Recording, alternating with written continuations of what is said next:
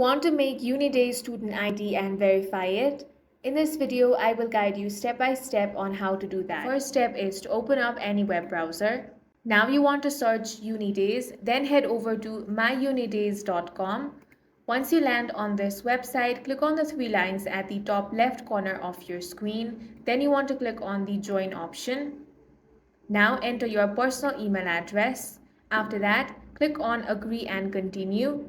Now a one-time passcode will be sent to your email address. Simply enter that, then click on the continue option. Now you will have to enter some details over here. Start by entering your name, then select your gender. Now enter your date of birth. Then select your country and your institution. After that, click on the continue option.